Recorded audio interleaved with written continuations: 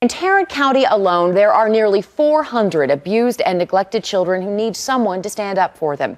Our next guest has been one of those frightened children, and she's been able to overcome those odds to tell her story of survival and give back to children in need.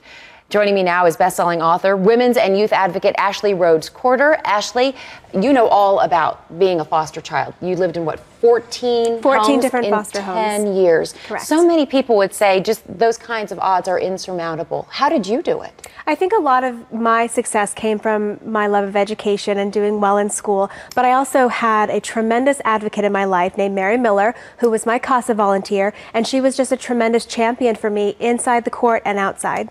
And so CASA is near and dear to you personally. Very much so. CASA stands for Court-Appointed Special Advocates, and what's unique about the role CASA plays is that they are the only people who are there in the court to really represent the best interest of the child, not the biological parent, not the agencies, not the caseworkers, not the attorneys. They are there strictly to voice the best needs and what's going on with the child. And I would think your situation would absolutely reflect the fact that those CASA volunteers do such good, because 14 homes in 10 years, that would be enough, especially at such a vulnerable age. That would leave anybody feeling unloved, unwanted, and destructive. Truly, and many of my foster homes, they were felons. So I was abused horribly in many homes, and it was my CASA that said, this isn't acceptable. We have to get this little girl out of this home, and we have to close these homes. This is not a way to treat children. Now, tell us a little bit about your book. I mentioned you're a best-selling author. 3 Little Words. Tell us about that. Well, 3 Little Words is my memoir about my experiences growing up in the foster care system. It talks a lot about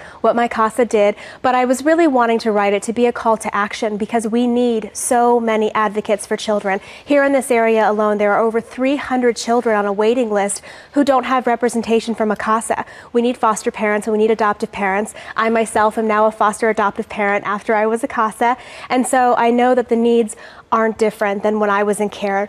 And we don't have much more time. I know that you are the keynote speaker tomorrow for the annual Judge Scott Moore Awards dinner benefiting CASA of Tarrant County. That event is sold out, but if people want to help, tell us how they can do so. They can go online, they can volunteer, and just be aware of what's happening in your community and take action. All right. It's a great thing those folks do and that you are doing. So thank you very much. Appreciate your joining us this afternoon.